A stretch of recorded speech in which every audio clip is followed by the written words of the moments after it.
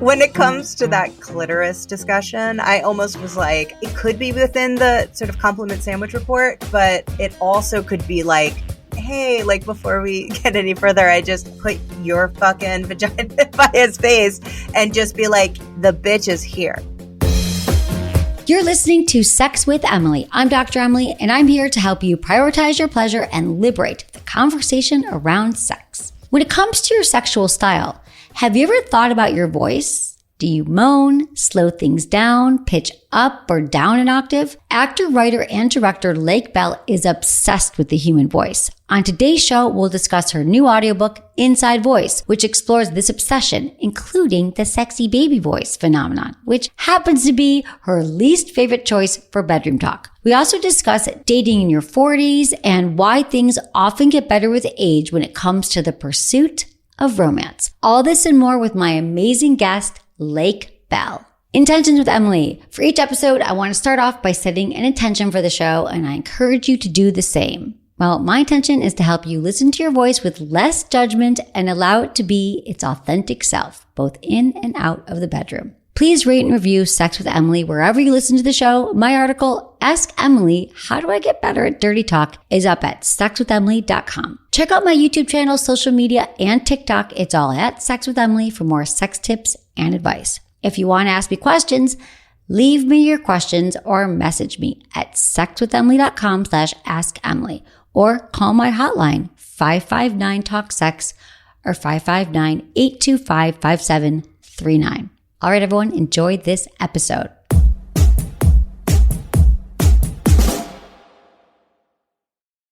By now, you've probably heard my Magic Wand story. It's a brand that's been part of my personal journey for more than 20 years. But no matter how many times I sing Magic Wand's praises, I'll never be able to fully capture the story of this incredible brand. Well, now journalist and author Kate Sloan just completed a limited audio series documenting the history and impact that Magic Wand has created over the last 56 years.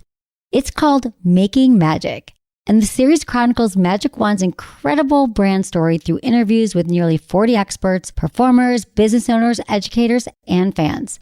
So I got a sneak preview of the series, and what I loved is that Kate weaves together snippets from all their interviews into this amazing story arc. She covers Magic Wand's journey from appliance store massager to its legendary influence on culture and sexual independence, and it's all just fascinating. The first episodes of Making Magic are available now at makingmagicseries.com or on all popular podcast platforms. Just search for Making Magic or visit makingmagicseries.com today.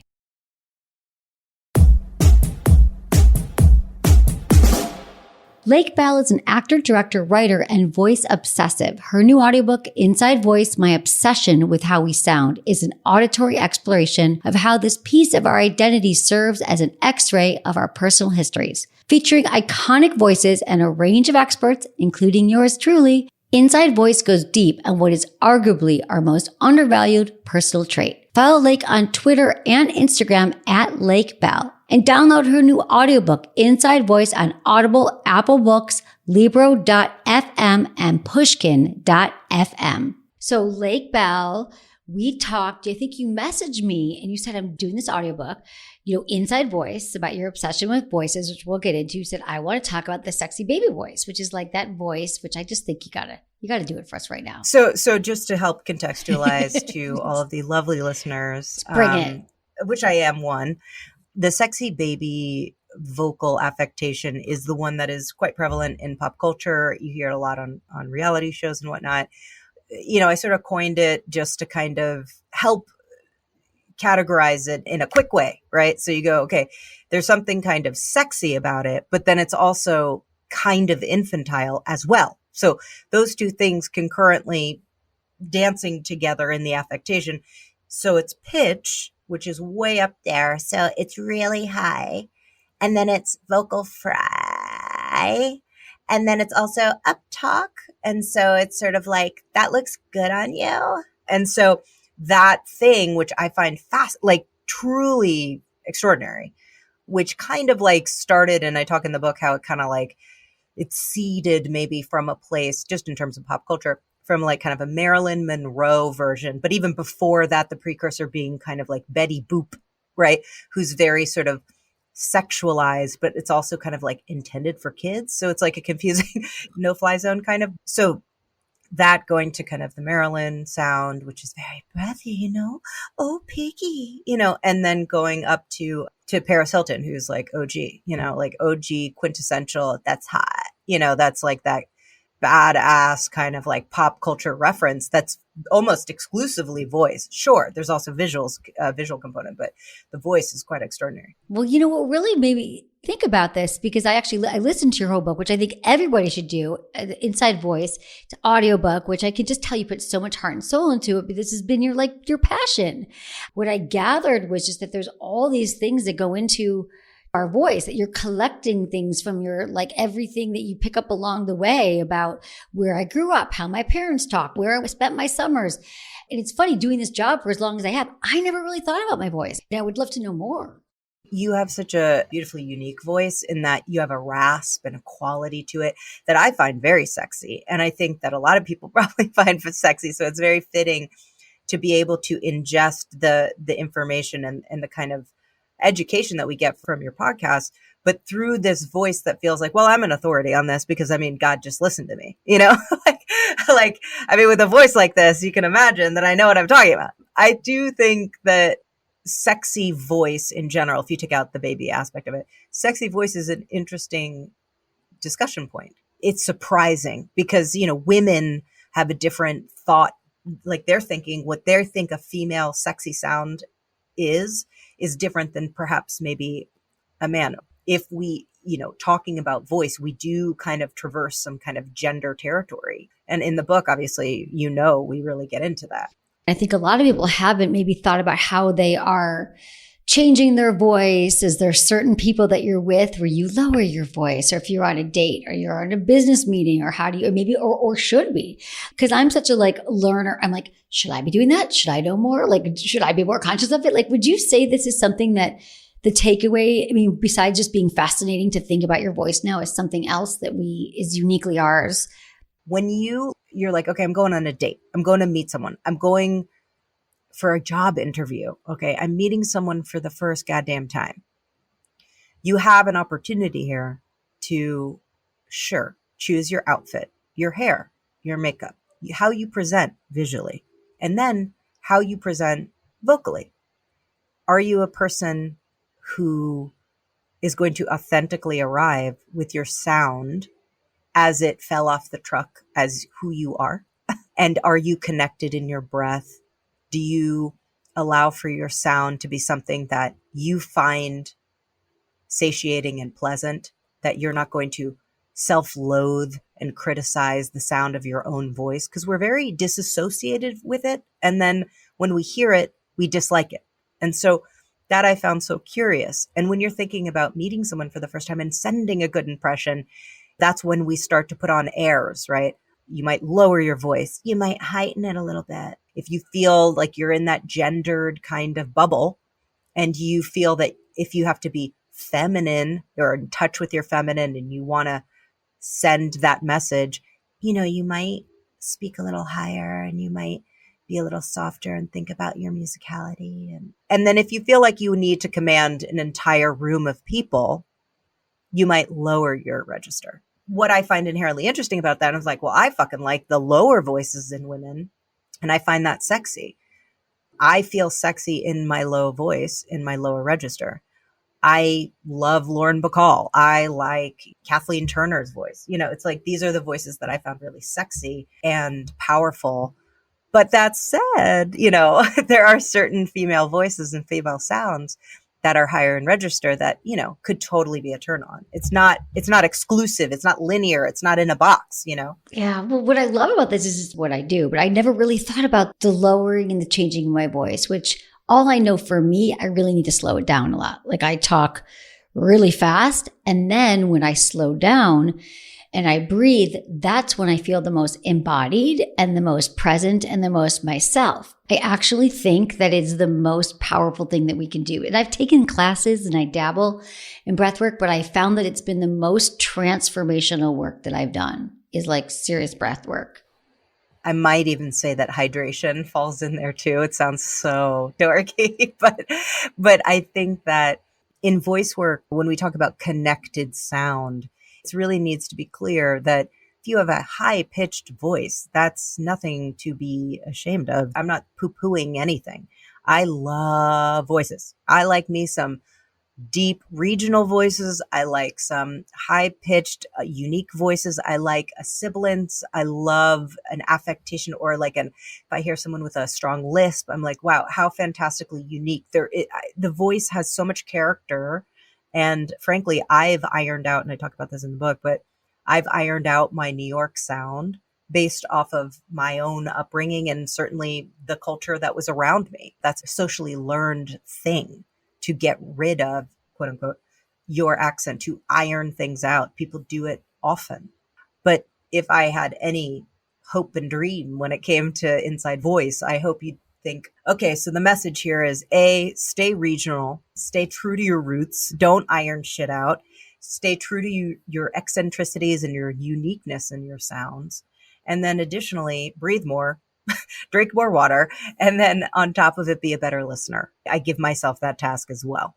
Most of us, as you say, and it's true, we don't want to even listen to the sound of our own voice. We have such disdain, but yet we care about all these other things like our outward appearance and how we show up, but our voice is showing up wherever we go, but we don't want to hear it. And so that's kind of have some other repercussions on us, but we don't even realize it. What is that about? The fact that we just don't love our voice? Well, what you hear as you speak, and as I speak right now, I'm listening to my voice, but I'm listening it through my skull. And my skull is made up, obviously, our skulls are comprised of all these bones. And so the sounds are bouncing off of the eardrums and the bones in the skull. And so it sounds more resonant. It is totally altered what your ear is hearing. So that when you play it back, it's going to sound like a different person to you. And so people get really squeamish at the fact that that doesn't sound like how I think I sound, right? And so then it becomes kind of disorienting. And I think therefore there's disdain. But after you listen, it's almost like exposure therapy that I always tell people to do. Like, for example, you don't love your body. Look in the mirror, look at your body naked, talk about things you love about it. I think that would really be beneficial for people to have some exposure therapy with their voice.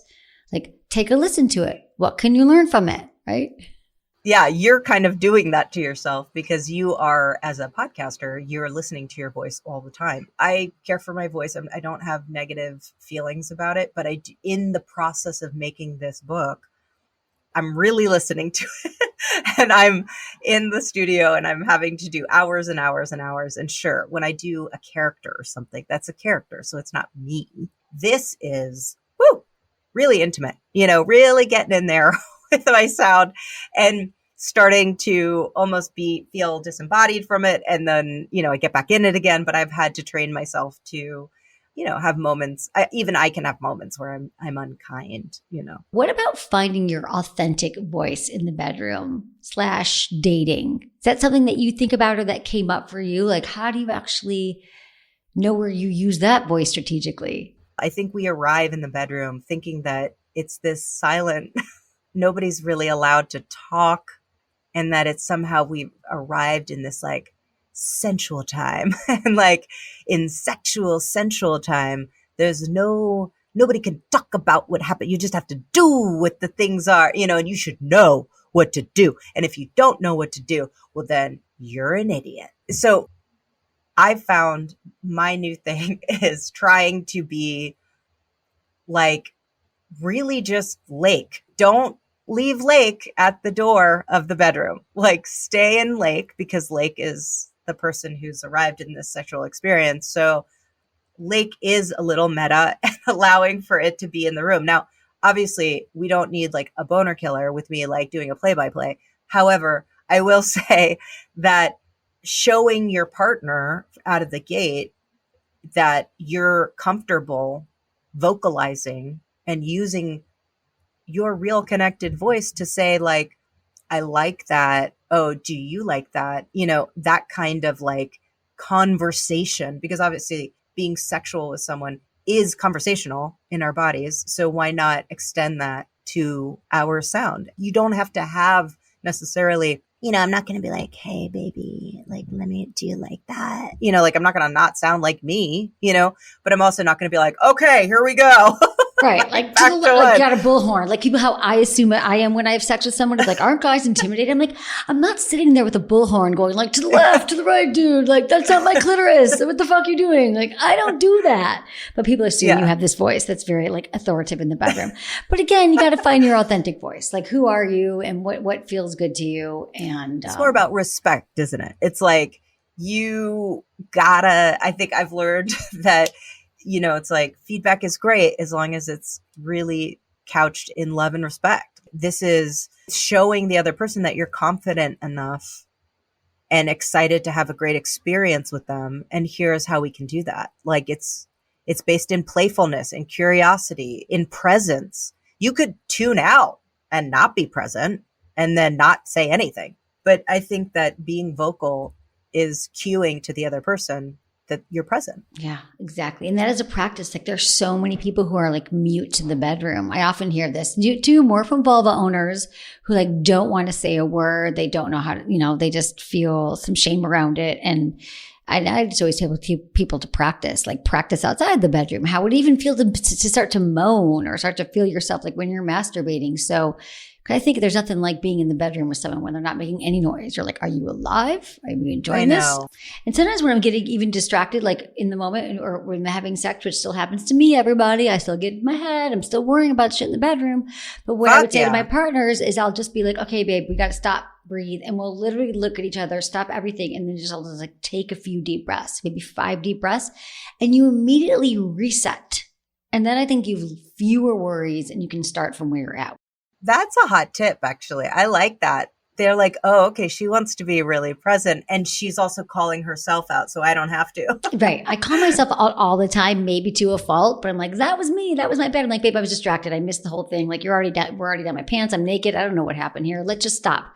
And I'll be like, can we reset? What happened? Did we have fun? Was I having fun? Let's reset. When you're in a relationship, in a committed relationship, there's a trust. And there's a little bit of autopilot that we're all guilty of, where you're like, okay, like, the kids are in bed. Like, this is our moment. Okay, go through the motions. And like, yes, I know how he likes this and I know how he likes that. And she knows I like that. And you're in a safe place, but you're like, am I feeling pleasure and presence in this moment? And you're like, maybe not.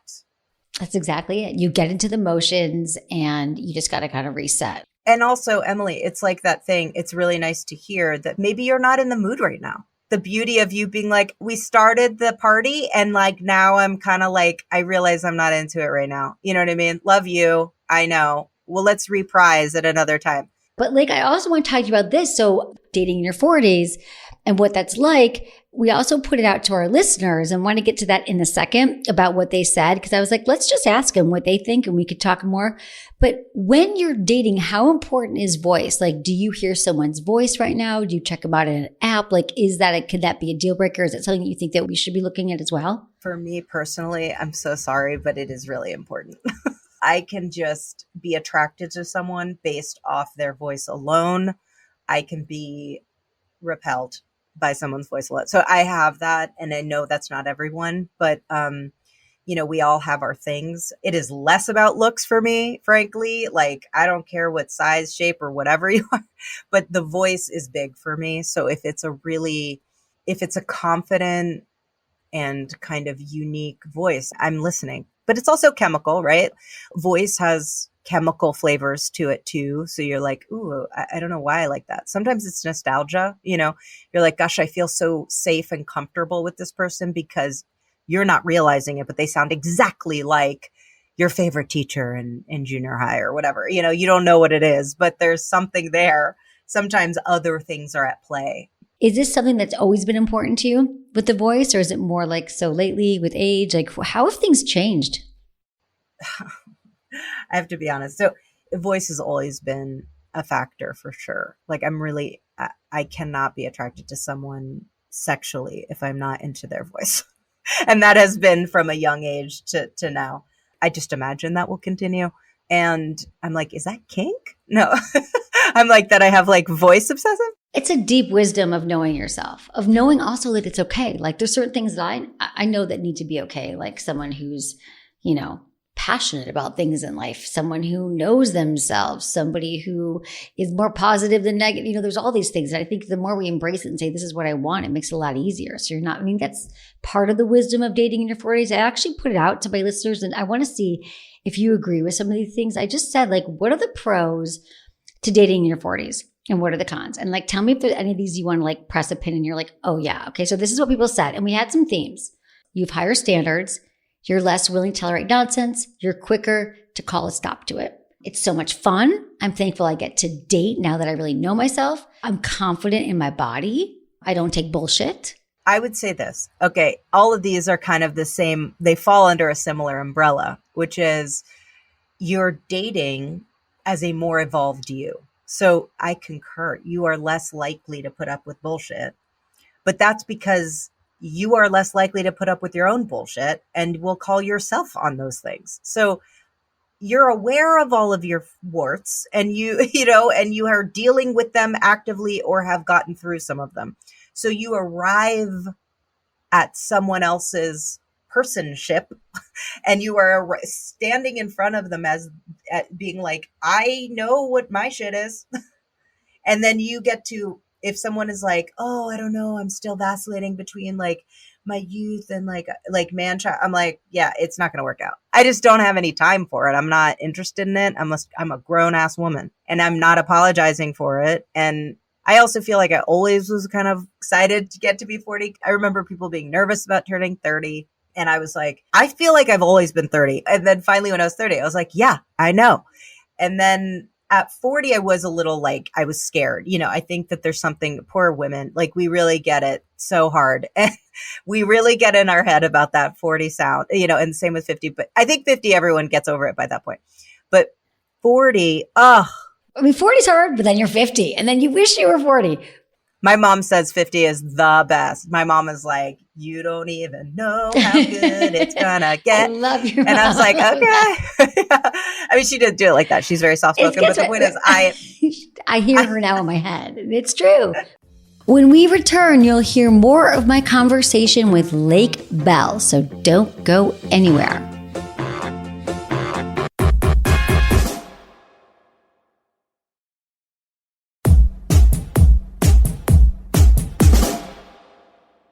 I just feel like the dating in your 40s is so freeing because you are in a situation where you're like, oh, I've already done so much hard work and I am going to continue to do so, but I'm aware that I'm continuing to do so and I'm not ashamed of it. It's very sexy when someone else is like, oh yeah, I am acutely aware of all of my stuff and I am actively addressing it. People who've done their work, right? People who actually know who they are.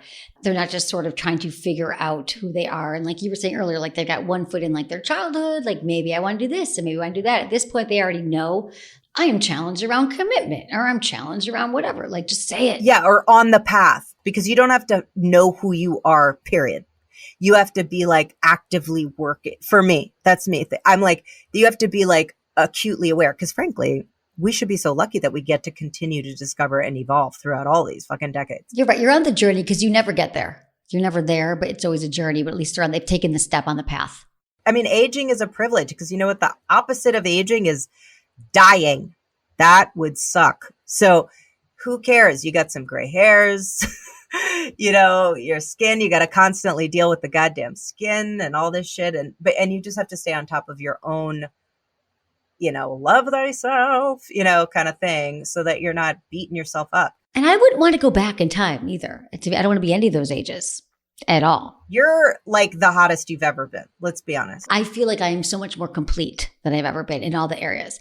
Going back to our listeners, a lot of you want to know about dating with kids. They want to know, what about single with kids? How to navigate a single dad that can only get together once a week.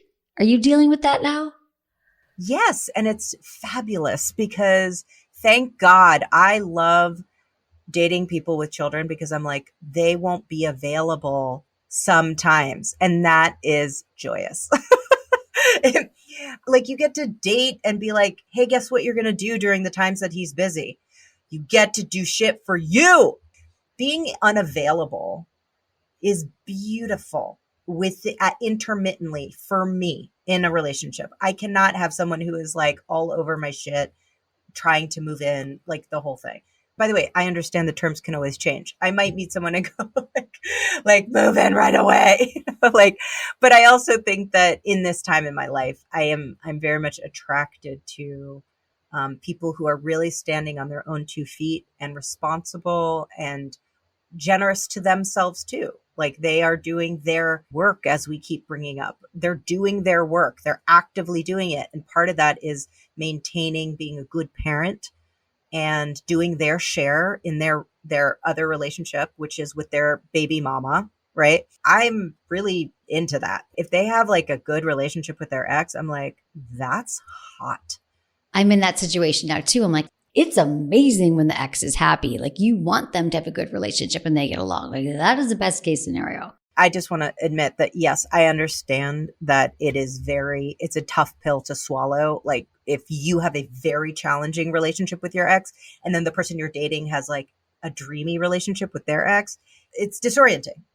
However, if you zoom back and you look in, you go, oh my God, thank God I'm not dealing with a crazy person on both sides. Like, so you just look at it like that, allow yourself to just be like, it is a blessing, but I do respect and understand the perspective, because I was in a rapport at one point, a relationship where like the guy I was dating was kind of like, oh, I don't understand how it is that you and Scott are so awesome and comfortable and friends. And I was like, how? And I just realized, oh, he doesn't have that. So it feels very like foreign. I really respected that. I can't kind of say, don't you get it? Just fucking get it. You know, it's like, that's not nice. That's not sensitive, because it's hard. It's very hard to understand if you don't have it, but it totally exists. Exactly. And maybe you could inspire him that it's possible.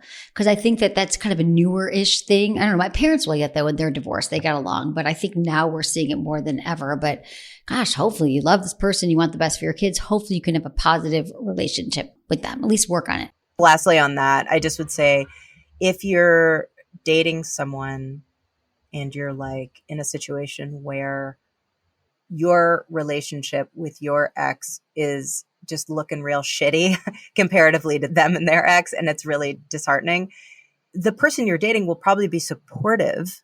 Don't look away from that support, because I remember trying to support the person I was with and say like, hey, let me be a teammate in you and your ex. It's only weird if you make it weird. You're just doing it for the kids anyway. And frankly, you're doing it for all of you, because whether you like it or not, you're all in a relationship of some extended, it just is what it is, right? Like my parents are divorced, and we're all like, when someone gets married or there's a graduation, it's like, they're all fucking there, you know, all the remarriages. So we're all in it together, guys. So if we could just not fight, that would be, I think, better for our blood pressure. Mm-hmm. Absolutely. I think that's just the more of the modern way too, right? It's not just this linear, family. I think that a lot of us have the X's and the things around it. The more you can handle that. And that's the stuff interesting to test in the beginning. Okay. So we get a lot of emails, as you know, but we also get some voicemails. And I thought, because you are the voice expert, aficionado, this is your passion, we brought some voicemails. And I thought it could just be interesting to get your perspective too and see how we can answer this question. Well, this is Amanda, and she's 35, and she lives in the West Coast. Really struggling with this off and on relationship. Finally met someone that I feel like I have a perfect connection with. We love to do all the same things. Sex is unbelievable, the best I've ever had. Really intimate connection, deep. But the one glitch is that this person, male, not interested likely in having children in the future, and I myself don't want to take that off the table. So both of us are having a really hard time trying to figure out whether to continue to explore this relationship or let it go based on our long-term goals, even though we really care about each other. Just looking for any advice that might help us navigate this, whether we should let it go or whether we should, continue to explore and have more conversations and see what happens. Thanks so much, Emily. Your show's awesome. Love listening to it. Take care. Bye. All right. Aww. I know. Okay. So sweet. Okay. I like it because I think out of the gate, I can tell, first of all, you're 35 years young, and I do hear you. I think women, especially at 35, are kind of like, what am I going to do if I haven't had kids yet? Like, yeah, this is it. The genuine truth is like, I guess I had my first kid at 35 and then my second at 37.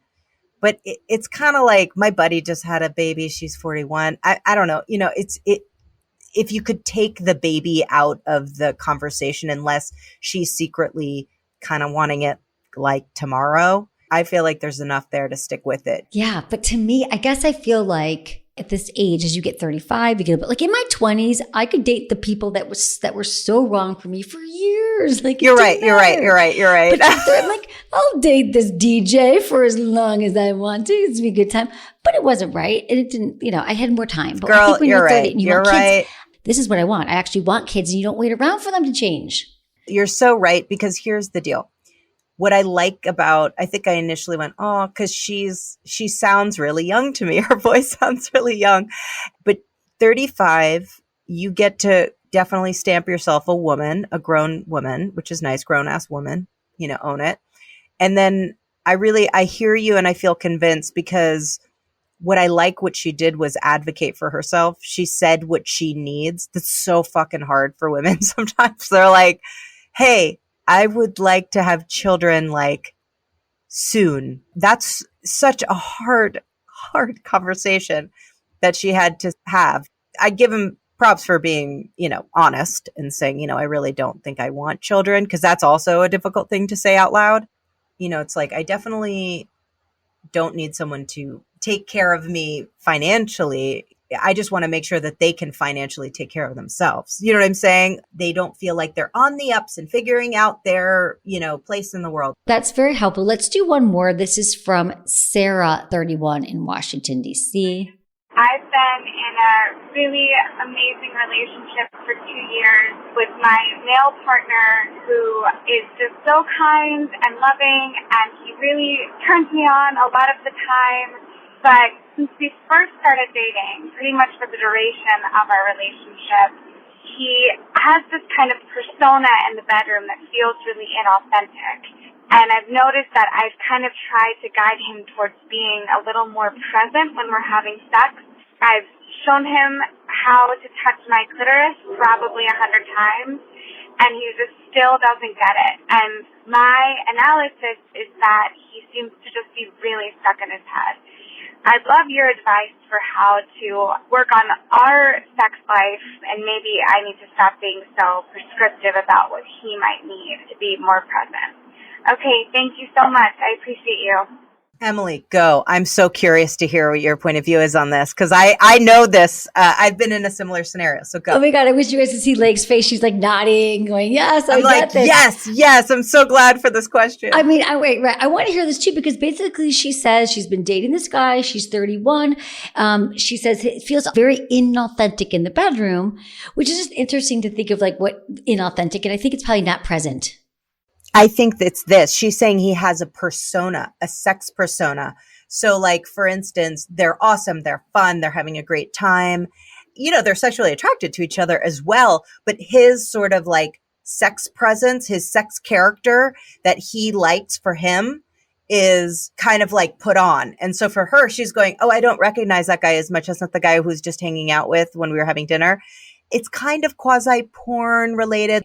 But in my view, I've always been like, this is making them feel hot, And yet she's sort of like, how do I say it in a way that's not like totally bursting the bubble of the guy who's like, dude, I like that fucking poor nasty guy who comes into, like, that turns me on, Right. This is your turn on. So it sounds like to me that this is like conversations that happen outside the bedroom about their sex life. It's been 2 years. So I think it's almost like a state of the union. It's like a state of your sex union. And I think that every couple needs to have this. The sooner the better. Maybe you bring in some highlights, like your company report at the end of a quarter. Highlights, company report. We hit our numbers. I had orgasms. You had orgasms. Like, this is great. But areas to improve is, no, I think it's like, this is what you love. You talk about the highlights. It feels so connected. These are the things I like. And I just want to talk about like what's happening in the bedroom, because sometimes I would say, like, I feel like when you show up as this certain way where I know that you seem so embodied and it seems like it's such a turn on and it's hot to see you that turned on, babe. However, there's something about it that feels like we're having someone else here, and I don't think I called for a threesome yet. Do you feel that, like, men who have watched a lot of porn, they do kind of think, oh, that's now my turn on. Like I now am kind of programmed. Absolutely. I do think that also for many vulva owners too, that guys are with them and they're like, I swear to God, she's coming in. It looked like she was reading a script or trying to be like a porn star the way she was moving, but it wasn't real. And I think the same thing goes for guys, because I think that if you look at this, if it's the only way that they're having sex, mostly, like the most of the sex they've seen, maybe they learned about it, they learned watching porn. And so if all you've been seeing is the input of porn, this thing's happening, he's choking her, then he says this thing, you bitch, get on your knees. Like that's what you do. I don't even question it. And it might have been an integration that was sort of subliminal that they didn't even realize. And so maybe when Sarah points it out to him, he'll be like, oh, I didn't even know that. Like I guess for me, you want to be people that are self-aware too. I would love that to be a great note to everybody, like be with someone who can take feedback, who genuinely wants to be open, because the people are going to be like, not able to take feedback is not your partner, I think. I think that what you said was really wise is like when you do your conversation that you always start, even when I'm like writing a script or something and someone's giving me notes or I'm giving someone else notes, you always start with the positive. I know that's a really basic thing, but really don't forget it. You start with the sugar. So when you're saying all the good stuff, and I love that, it can be sexy and great, and then just genuinely like feedback about the other things that you'd love to talk about. And that it's a flow back and forth. You tell me stuff too. Such a good reinforcement here. It's like the compliment sandwich, like say something nice, give something complimentary, give the feedback, like it's nestled in between two, compliments. And then you end it with like all the things you love. And then just to address really quickly her orgasm part. She said, I've shown him my clitoris 100 times and he doesn't get it. I think that that's also confusing for people when we're like, I've told my partner 1,000,000 times. And I think this would be another thing to bring up outside the bedroom. You could say, I've brought up this a lot, like how important it is for me to have clitoral stimulation. And I realize that it's not really happening that much. And I'm just curious. I'd love to know more about that. Is it that maybe you're not really sure how I like to be touched? Could I show you more where the clitoris is? And maybe sometimes our partners need education. Like literally for so many vulva owners, you're not going to have arousal. You're not going to have an orgasm. You're not going to feel attached to your partner if they're not doing things that genuinely, authentically, and really like it's a requirement for many of us that we need that stimulation. So I think letting him know that like, which part of clitoris didn't you understand? When it comes to that clitoris discussion, I almost was like, it could be within the sort of compliment sandwich report, but it also could be like, hey, like before we get any further, I just put your fucking vagina by his face and just be like, the bitch is here. This is her. And I'll just like touch myself while I touch you, or something. It could be like in the room a little bit, No, I love that because I'm a huge fan of mutual masturbation. And so, because then you get to learn and it's hot. You could be like, give him a hand job. And you could be like, while I'm doing that, or while you're giving yourself a hand job masturbating, I'm going to show you how I touch my clitoris. Because then they're learning like, oh, I didn't get it. This is what you do. So there's a lot of workarounds. I wouldn't assume here that he's totally ignoring her because you told him 20 times, but sometimes it's harder to move along. This is so good, Lake. This is very, very helpful. I could do these with you all day. I know. I'm like, this is great. This is just like girl talk. It's really fun. That's what we love. Okay, but like, I'm going to ask you the 5 questions we ask all of our guests. They're quickies. Okay, so just whatever comes to your mind. What's your biggest turn on? Confidence. Biggest turn off? Pushiness. What makes good sex? Safety. What's something you would tell your younger self about sex and relationships? Speak up. What's the number one thing you wish everyone knew about sex? It's a physical conversation. It's not a one-sided monologue. I love that. So good, Lake. Thank you so much for being here. Tell everyone where they can find you, where they can find your audiobook. It is such a great listen, everyone. I highly recommend it. Join me in listening to Inside Voice on Audible or Apple Books or Libro or anywhere audiobooks are sold.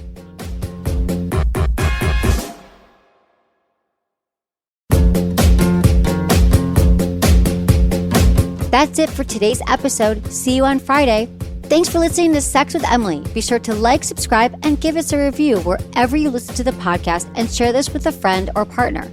You can find me on YouTube, Instagram, Facebook, and Twitter at Sex with Emily. Oh, I've been told I give really good email. So sign up at sexwithemily.com. And while you're there, check out my free guides and articles for more ways to prioritize your pleasure. If you'd like to ask me about your sex life, dating, or relationships, call my hotline, 559-TALK-SEX. That's 559-825-5739. Or go to sexwithemily.com/askemily. Special thanks to Acast for powering the Sex with Emily podcast. Was it good for you? Email me, feedback@sexwithemily.com.